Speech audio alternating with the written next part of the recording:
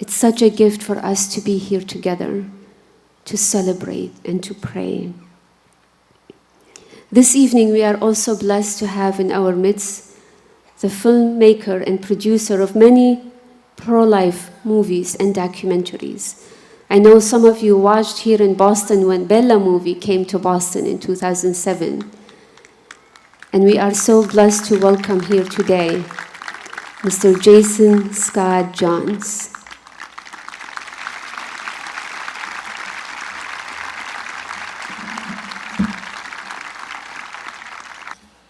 Well, I flew here. I didn't actually fly here all the way from Hawaii. I took the train from New York City, but I'm from Hawaii. And so aloha. And it's a privilege to be here. It was 199 years ago, missionaries left Boston Harbor for Hawaii, and they were the first to bring the gospel of Jesus Christ to the Hawaiian Islands, and it took them 167 days. It only took me 16 hours on a plane and a 4-hour train trip, so it's not that bad. But it is an honor to be here in Quincy, Massachusetts. And I don't think it's unplanned that a nun from Iraq, an Assyrian, a Christian, from the very first people to receive the gospel of Jesus Christ, would be here where pilgrims landed. And you have such a courageous, kind, hospitable woman in Mother Olga. Thank you for putting this together, Mother. I don't know, I lost you. The Spanish saint, Saint Escrivá, said that the snow on the top of the mountain can be seen even from the valley. And it takes, the higher you up on the mountain, the more courage it takes, because all eyes are on you. And so I thank you, Cardinal Sean, for having the courage not just to do pious gestures, but to strongly stand for life and be a sign of contradiction in this culture of death. Thank you very much.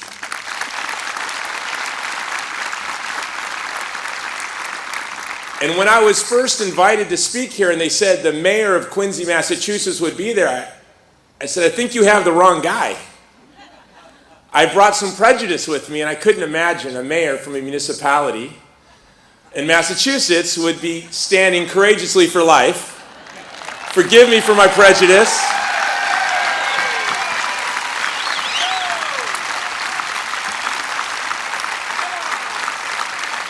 Mayor Koch,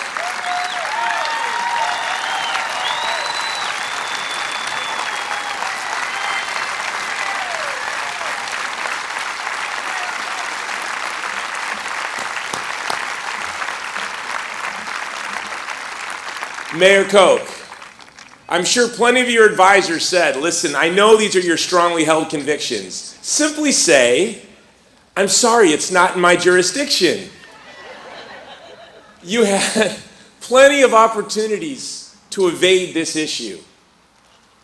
You had no reason to stick your nose into this issue other than you know that it is the role of a Christian to stand with the most vulnerable, and the most vulnerable members of your community are the young women who find themselves in a crisis pregnancy and the children in their womb. Thank you for having the courage to stand with them.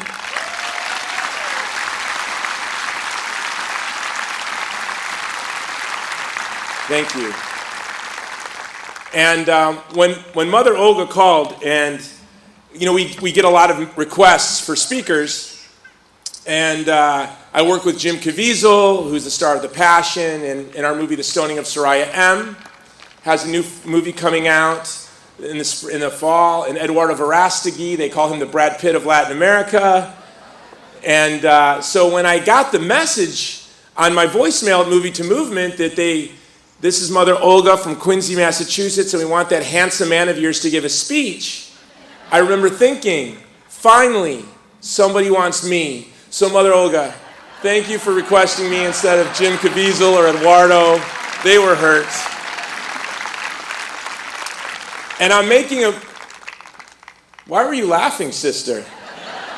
It hurts my feelings. I'm making a movie right now called Before the Fall. The gentleman whose name is Benjamin Watson, he's a tight end for the New England Patriots. I texted him today and said, you're not the only one on this project who stood in a football field in a stadium full of people now. So it is an honor to be here. When I took the train in, Eduardo texted me. He said, "Brother, I'm in Boston. Where are you?" I said, "I'm going to be in Boston in 20 minutes. He said, "Come see me." I said, "Well, I'll be with Mother Olga and all the sisters." He goes, "Come and see me anyway." So I forced them to take me to see Eduardo. And we sat there and we prayed together. And I'd ask that you pray for him because he's discerning running for president of Mexico. And we prayed, and then we went home. And when I got back to my hotel, I was reflecting on my first movie, Bella. And when we made that movie, our goal was to know the name of one woman within 10 years who chose life because she saw our film Bella. We stopped counting 5 years after our film was released because we had received over 1,000 letters, Facebook messages, and emails from women who said they were scheduled to have an abortion, saw Bella, and canceled their appointment.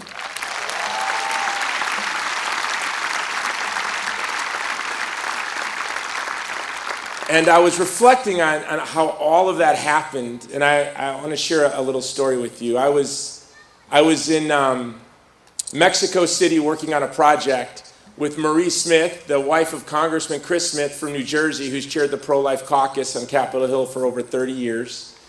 And round of applause for Chris and Marie Smith. They're longtime heroes. And after a day of meetings in Mexico City under fluorescent lights, I went to my hotel room, ordered tortilla soup and Coca-Cola, and was waiting for my order and put on a comedy and was just going to de-stress when the phone rang, and it was Marie. And she said, "Jason, you need to come back down here and meet this Eduardo Verástegui. He's so handsome." And I was like, "Marie, I hate handsome men. I don't want to meet a handsome man." And she said, "He's a telenovela star." I said, "That's amazing. What's a telenovela?" She said, "It's a Mexican soap opera." I'm like, "Marie, I don't want to meet an American soap actor. What makes you think I want to meet a Mexican soap actor?" She said, "Well, he's pro-life." I said, "Well, I'm coming down." So I jumped in the elevator. I went in the elevator. I went out, and they were standing in front of the hotel right there on the street in Mexico City. I see Marie Smith, Eduardo Verástegui, and the soccer player Pele. And that's what I said. And I just didn't talk, and I'm a talkative guy. I just listened to them talk, and Marie and Pele and Eduardo were talking about their love for Jesus Christ and their commitment to protecting women and children from the violence of abortion. And I couldn't believe it, the most famous athlete of the 20th century, and Marie Smith, and this telenovela star. And then Marie excused herself, and Pele excused herself, and then there was Eduardo and I on the streets of Mexico City talking about Jesus Christ and life. And I remember looking at him and thinking, wow, he's really handsome. And I have 7 kids, 2 grandchildren, just want to say. And it was right at that moment, Eduardo said, "Frate, run. Hermano, run." And he takes off down the street. And I don't know what's going on, and I'm scared, and I'm running down the street. We're running down the street in Mexico City, and Eduardo's hailing a cab. And the cab slows down. And he jumps in, and right before I'm jumping in, I muster the courage to turn around, and I see about 20 young Mexican women running after us. I like to say us, you know? And we get in the cab, and we take off. And I look at Eduardo, and I say, "I'm sorry, my friend, but if you want to hang out with me, get used to it. Every day is just like this." And he looks at me confused, and he goes, "My friend, you need to learn the virtue of humility." And we've been running together ever since. From death row prisons to movie sets to the deserts of Darfur and Sudan. And it's been quite the privilege to be his friend. And a lot of folks think that my journey in the pro-life movement began with movies like Bella.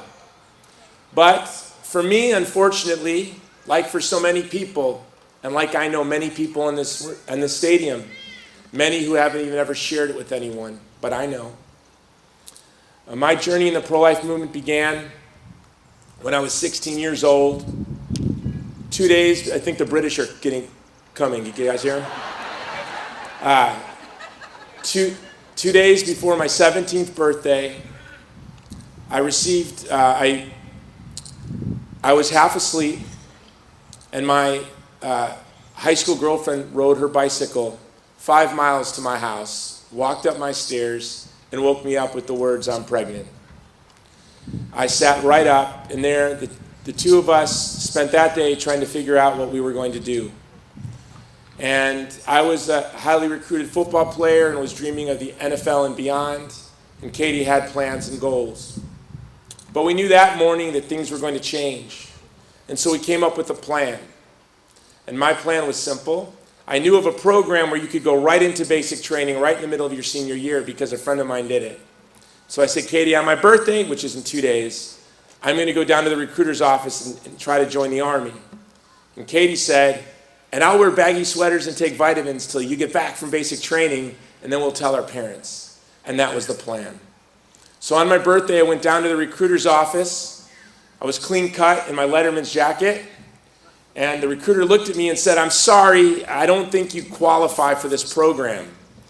It's for juvenile delinquents."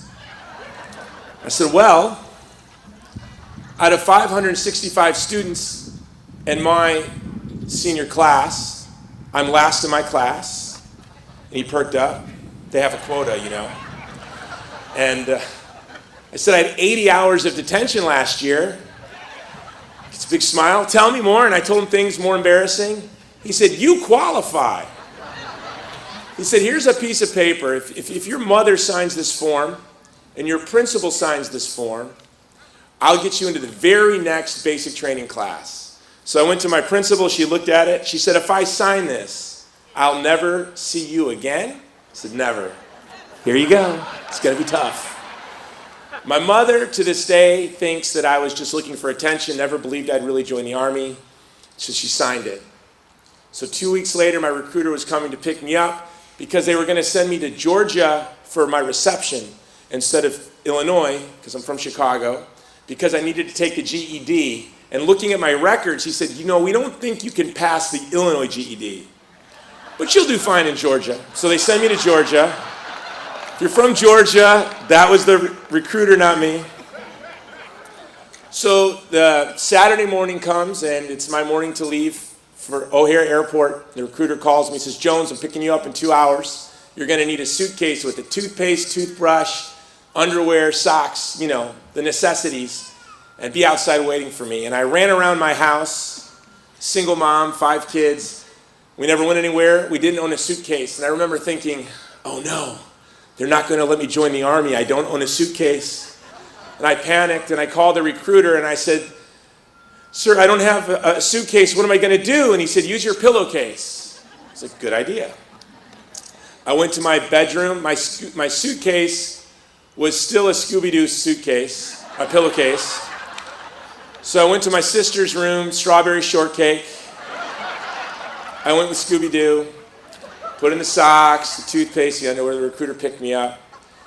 To O'Hare Airport we went, and to Fort Benning, Georgia, I was sent. And I got to the reception center, and I took the Georgia GED, which you'll be happy to know I passed. And I got put into the, thank you. I've never gotten applause for the Georgia GED before. Do I look that unimpressive to you? Okay.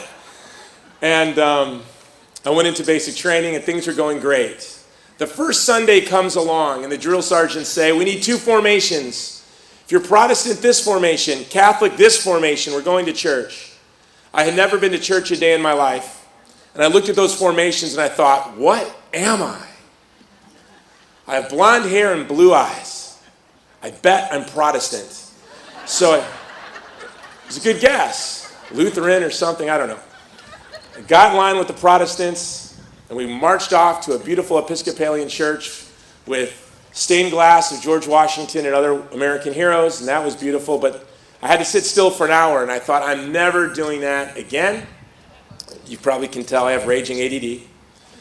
And so the next Sunday, I knew what I was going to do. I'm not going to church again, so when the drill sergeants called for 2 formations, I went up to my drill sergeant and I said, "Sir, this is America. Drill sergeant, this is America. There is a separation of church and state. I don't believe in God. I'll be staying back here." And he said, "Well, Private Jones, you're right. I can't make you go to church. separation of church and state and all of that. But I have been looking for someone to volunteer to clean pots and pans every Sunday. Thank you, pots and pans boy, to the kitchen. I thought I'd be, alone in the barracks sleeping, but that wasn't the case. Basic training moved along, and every Sunday I'd clean pots and pans, but it didn't bother me because I discovered that the drill sergeants would hide ice cream bars in the freezer. And what I would do is I would take buckets, fill them with ice, put the ice cream bars in there, smuggle them into the barracks, hide them, and when the soldiers came back from church, I would say, who's going to make my bed on Monday? Ice cream bar. Tuesday, ice cream bar. Who's polishing my brass? Ice cream bar. Shining my shoes? Ice cream bar. One Sunday of extra duty meant no shoe shining, no polishing my brass, or making my bed all week. It was a good deal. Now, Father right here is giving me a dirty look. I can see. But for the veterans, I know there's some veterans in here, right? Huh? In the Army, that's not called stealing, Father. That's called securing. The ice cream was left unsecure, and I secured it. But I was also an atheist, so really, what did it matter? And basic training went along, and I actually loved it. I loved the infantry, I loved the training, and I was in the infantry, so basic and advanced training were put together. AIT was coming to an end. We only had 2 weeks till we were going home. And it was a Sunday. I was cleaning pots and pans, waiting for my opportunity to secure ice cream, when a young man, a traveler, an Irish traveler from Pennsylvania who had desk duty, his job was to answer the phones in the front, he came running in and he said, Jones, come out here. Your girlfriend's called and she's crying. So I ran out and I answered the phone.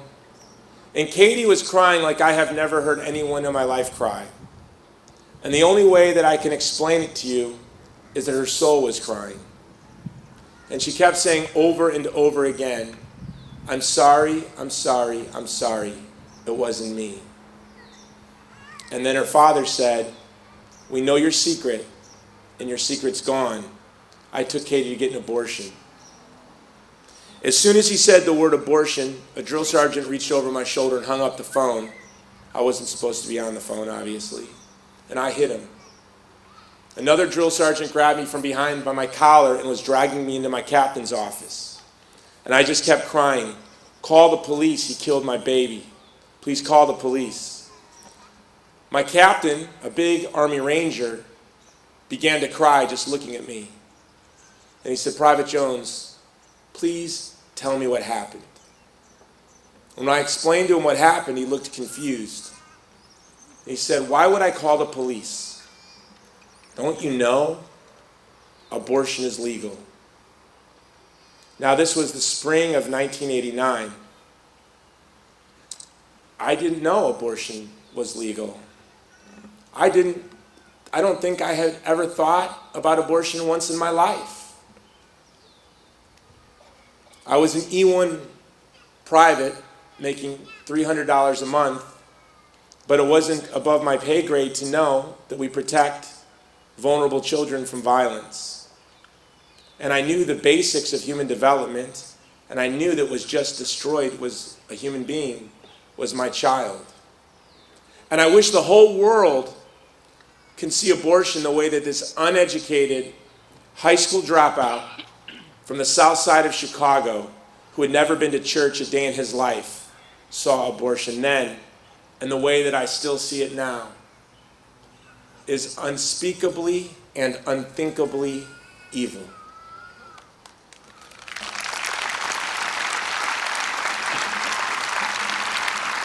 My captain was very sympathetic, and he gave me a roll of quarters and a Cliff Notes explanation of abortion. And he said, I can't have you disturbing the whole battalion. You can't use the payphones here, but walk to the PX and use the phones there, and you comfort your girlfriend. And I walked to the PX, and I called Katie, but I couldn't comfort her.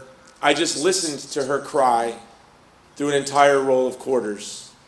I would try to say something here or there to stop her from crying, but nothing worked. And after 90 minutes and $10 in quarters, The mechanical voice said, "You have 30 seconds, please deposit more change." And I had no more change. And I remember thinking, just say something so she'll stop crying. And right before the phone went dead, I said, "Katie, I promise you, if it takes me the rest of my life, I'll end abortion for my daughter Jessica." And the phone went dead. And we know that our baby's a girl because the abortionist, the doctor friend of her father, her prominent Catholic father, the friend that he took her to was a doctor at Chicago Masonic Hospital. And he said to her after the, quote, procedure, "By the way, you had a little girl. And her name is Jessica." And you know, I've been Catholic now. I was an atheist my first 13 years in the pro-life movement. And I've been Catholic now for 14 years or so. Thank you.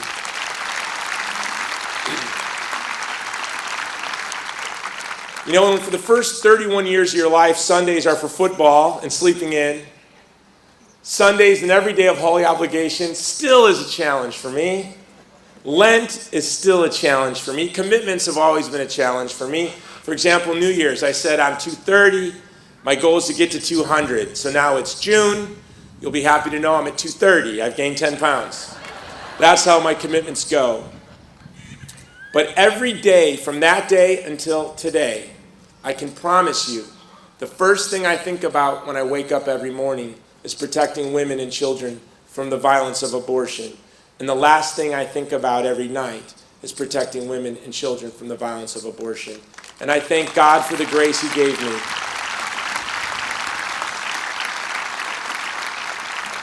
I thank God for the grace He gave me, even for those long years as an atheist in the pro-life movement, because I know even then it was by His grace that gave me the fortitude to keep doing what we're doing.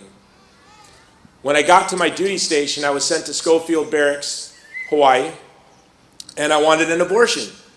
So how am I going to do that? Well, my mother is the type that if you knock on her door, she will let you in. You can be a Jehovah's Witness, you can be selling vacuum cleaners, she's going to let you in. You'll never make a sale, so don't. But it taught me that you can knock on strangers' doors. So on my off days as a private in Hawaii, I went to the nearest housing near my base. And I started knocking on doors because I thought America didn't know. I'm just going to tell them. And for the young folks, you have to know this was the age before the internet. I didn't have cable news. And the library still had a card catalog. I know, you don't know what that is, Google it. It's a thing. And I thought America didn't know abortion was legal. So I started knocking on doors, and the first door I knocked on, I remember I knocked on the door, I looked through the screen door, and there's this gentleman, and I go, "Sir, do you know abortion's legal?" And he looks at me, and he goes, "What?" I say, "Don't you think we should make it illegal?" And his response is, "Go away, haole." Now, haole is Hawaiian for white boy. My kids are Hawaiian, Filipino, Chinese. I call them jalapenos. But what I found is all the doors I knocked on, everyone agreed with me that children should be protected from the violence of abortion. And I was so excited, and I thought this was the easiest job on earth. But what I didn't know is that the first neighborhood I went to, these were the most pious Catholics in the world from Ilocos Norte in the Philippines who worked in the plantations that we had in Oahu at the time. And I always say, forgive me again for my prejudice, I thank God, I've been saying this for 20 years, that I started knocking on doors in a Filipino neighborhood in Hawaii and not in a suburb of Boston, because I'd have quit the third hour. And but here we are in Quincy, Massachusetts, the birthplace of liberty, not only for America, but the world.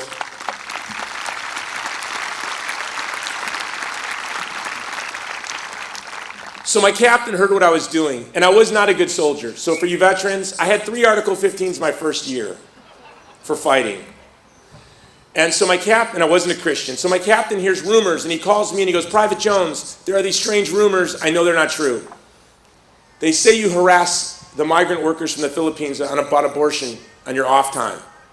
"Yes, sir, I do that." "Are you crazy?"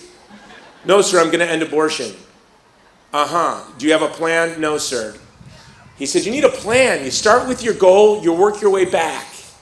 Give yourself 40 years. Ask yourself, who can end abortion and how? And how does a person get to that point and how? And work your way back, step by step by step, till you reach the worst soldier in my company, Private Jones, you, and then just work your plan forward. I was so excited. I went and wrote a 40-year plan. We only have 12 years left, okay? And it was crazy. I'll write movies, I'll make movies, I'll write books, I'll run presidential campaigns and political campaigns. And I got out of the Army. I did my 3 years. I went to the University of Hawaii. I started the Pro-Life Student Union, ran for chairman of the college Republicans and won, and graduated. We were saving so many children, though, at the University of Hawaii through our pro-life club that I didn't want to graduate. And I remember thinking, if when I graduate, what can I do for the pro-life movement? And that's why it took me 7 years to get my bachelor's degree, even though I had that GED from Georgia. It still took me 7 years to get my bachelor's degree.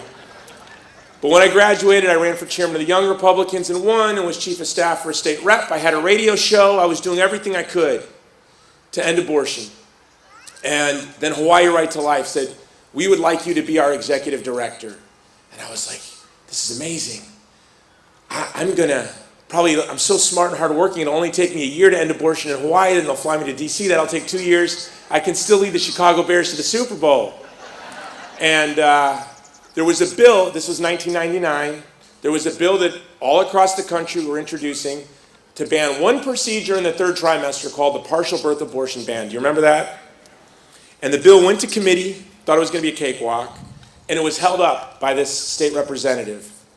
And I went to her office and I said, Representative Oakland, if you don't hear this bill, I'm going to canvass your district.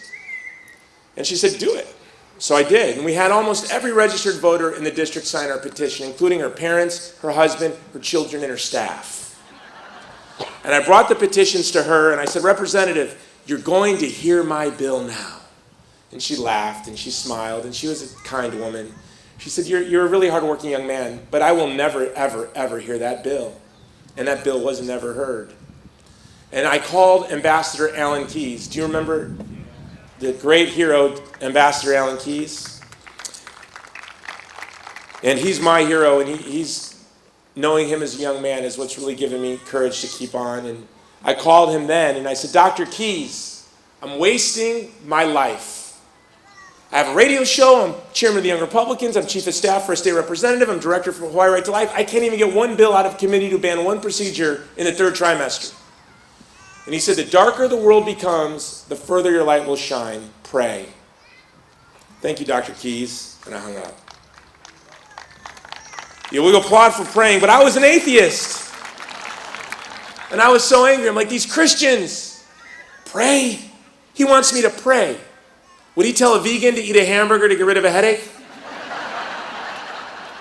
I'm not going to pray. And I was so angry, I said, you know what? I will pray. And this was the prayer I made in Manoa, Hawaii, in 1999, in May of 1999. So this is my prayer. I said, God, if you exist, and I don't believe you're real, and if you are, I don't believe you're good, because I'm not good, but I am fighting to end abortion, and you are nowhere to be seen. It is me and a couple of old ladies in a little office with no money. If you want me to believe in you, I want three things: rich people, famous people, and powerful people to rise up and fight abortion, and I will serve them and kneel to you. Do it, Almighty God. If I'm to map my career from the moment of that prayer until today, the only explanation is that God answers the prayers of atheists.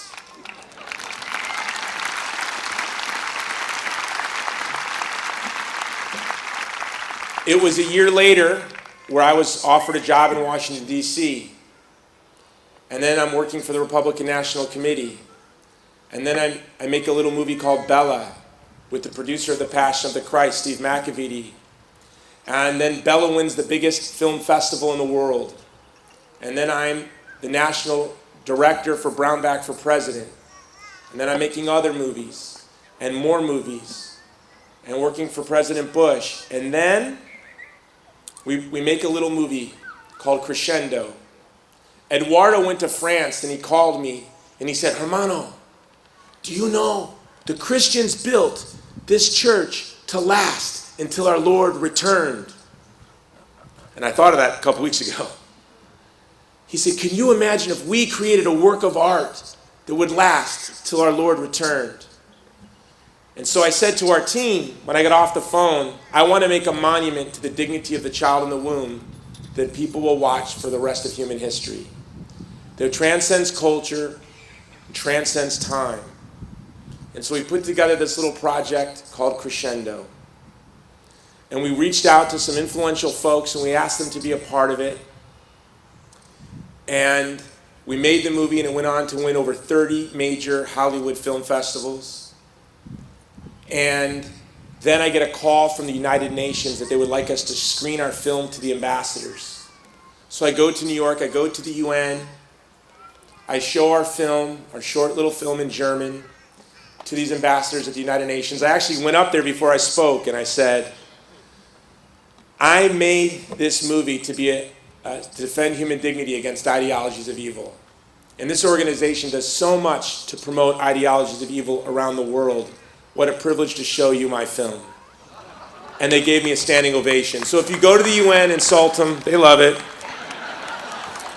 The ambassador from the Philippines stood up and was like shaking her hands. If you can tell, I love the Filipinos. I'm sort of a Filipino supremacist. But the movie plays, the credits roll, and I see the name of my partners. Patty Millett. She was my producing partner. You know her son, Justin Bieber. I see the name of the company that funded the film, owned by Carlos Slim, the richest man in the world. The credits roll. The ambassadors give the film a standing ovation. And I hear this. What do you want now, smart guy? You asked for rich? How about the richest man in the world? You asked for famous? How about the most famous mother of the most famous young man in the world? You asked for powerful? I give you the countries of the world. And I looked at all those ambassadors and I said, as we say, I feel as helpless now as I did in that little office. Can you just do it yourself? But it was at that moment I realized that as this young atheist, I wanted God to will the end of abortion. I wanted God to will a culture of life. I wanted God to will a civilization of love. Well, he does. But we don't. And God has given us free will.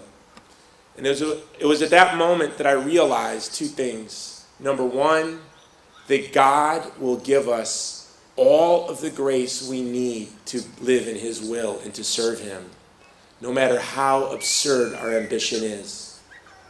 And number two, all we need to do is conform our will through God's grace to his, and this culture of death in an instant will transform into a culture of life.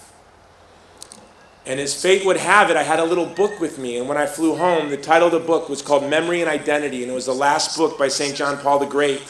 And in it, he talks about his struggle against the great ideologies of evil of his age, Nazism and communism.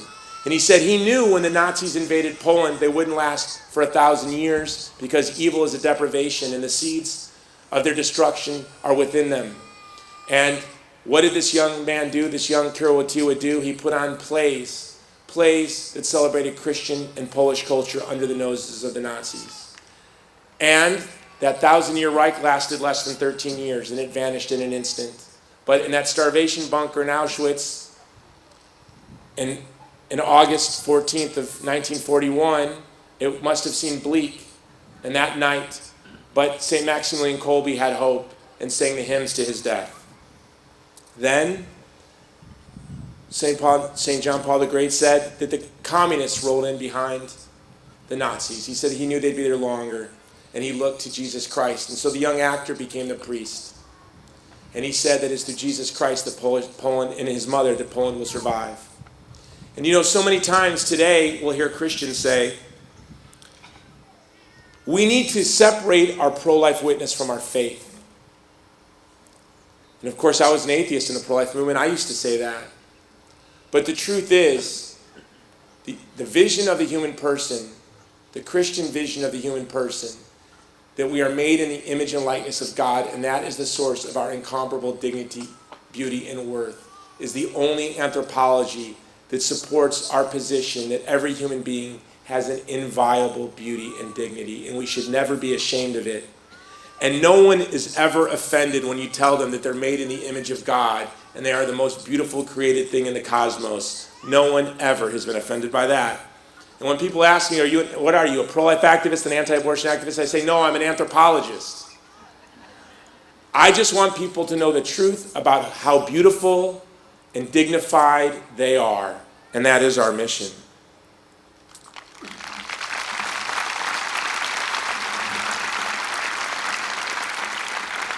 I want to close with two stories. About 10 years ago, I was going to Darfur, Sudan to do a documentary on the genocide that was taking place.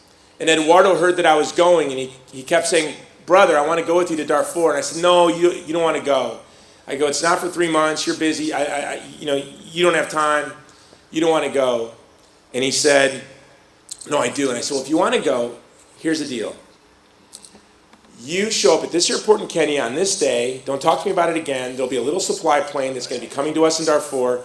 Find your way onto that plane in Kenya. I'll see you then. Never thinking he'd come. But he starts telling everyone that he's coming to Sudan. So I get a call from his manager who's furious, his agent who's furious. Then all these women, Latino women, are calling me, yelling at me. One lady calls me every day saying, how dare you invite Eduardo to Sudan? And I finally had to tell her. I said, listen, Mom, he really wants to go. It's a true story. So I go to Sudan, never thinking Eduardo was going to come. This little supply plane comes, and who bounds off the plane but Eduardo? We go to share the gospel with a group called the Janjaweed, which means devils on horseback, or Al-Qaeda Sudan.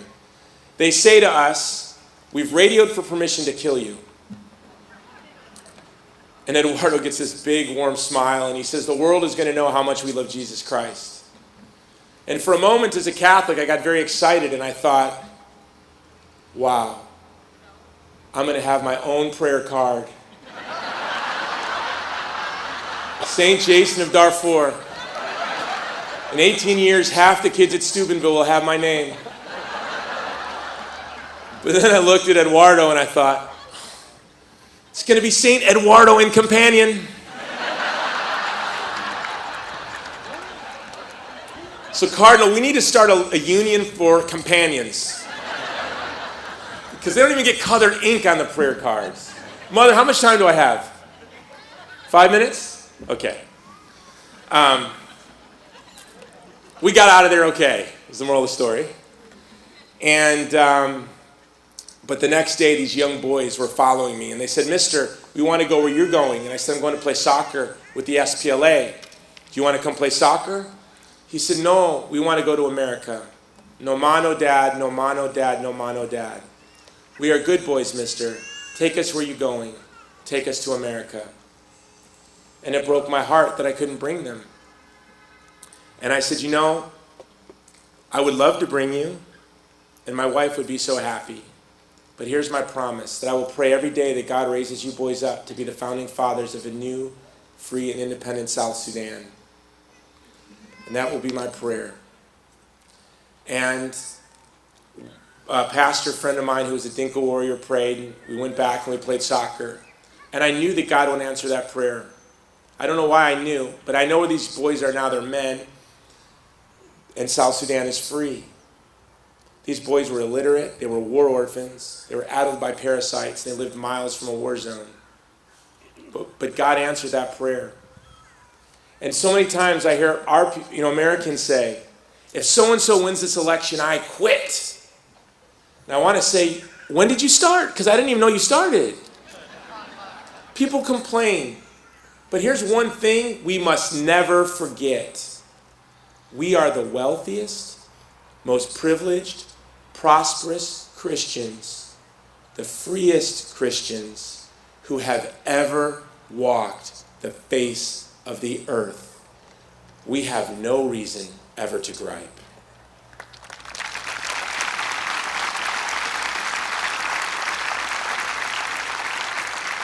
And if just those of us in this stadium, and there's a lot of us, conformed our life to the will of God, and we've been given so much grace, and we are so privileged, but if just those of us in this stadium conformed our wills to God's, we would see this culture of death vanish in an instant. And I'm going to be brief in this last story, but I was actually in Iraq several years ago, where mother's from. And I was doing a documentary on ISIS. And I was with the Peshmerga, the Kurdish army, as they were pushing ISIS out of Nineveh. And as they were doing this, Yazidi fathers, Yazidis are an ethnic and religious minority in Iraq. They're beautiful, simple people. And the fathers, the Yazidi fathers, were following behind the Peshmerga, hoping that their daughters would be free. And one of the most beautiful things I ever have seen in my life is young girls were being brought back. This man saw his daughter. And as I watched this father reunited with his little girl, who was 9 but looked 6 or 5, she was so tiny, I looked at these men, this Peshmerga, these Kurdish Muslim soldiers, and they didn't look like Navy SEALs or Army Rangers, although they're notoriously fierce warriors. They looked like they could own an auto body shop in Quincy. They were just guys with broken down trucks and old AK-47s. And I looked at them and I thought, the only thing that stands between this man and his family and a violent ideology that will destroy them are these men. And I said, Lord, thank you for giving me the privilege to look at them. Thank you for giving me the privilege to stand in the same dirt as they're standing and breathe the same air that they're breathing. And that's how I feel when I look at you. Because of all of the people in Massachusetts and all of the people in Quincy, you are here. And all that stands between the young women and the children in their womb and your community and a violent ideology that will destroy them is you. And as a father who could not be there to protect his daughter from the violence of abortion, I thank you from the bottom of my heart. I am grateful that I can look at this brave cardinal, this brave sister, this brave mother, this nun, for a politician that has courage that I have never seen before, really. And all of you, thank you. My two favorite founding fathers are John Adams and George Mason. Men who in the dark days of slavery, when there was not a glimmer of hope, stood strong for abolition. And John Adams wrote the Constitution for Massachusetts, which was the model for the Constitution of the United States. And Abraham Lincoln said the Constitution was simply a frame for a beautiful work of art, the greatest work of art in the history of the world, the Declaration Principle, which is that all men are endowed by God with inalienable rights. That frame for that beautiful principle was written here. And then his son became a nuisance to Congress, who ran for Congress simply to agitate for abolition. A great American hero. So to stand here in this stadium with powerful people, influential people standing for life, I know God has answered my prayers. And I know that in our lifetime, we will see the culture of death wash away. And just as our posterity has left us freedom and prosperity, we will leave a civilization of love and a culture of life to our posterity by God's grace. Thank you very much.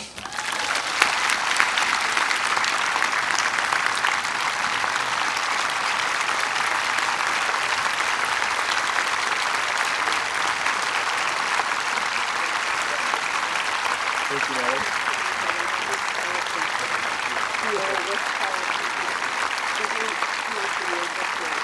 I'll get my share. Thank you, Jason. Thank you so much for your powerful witness and example.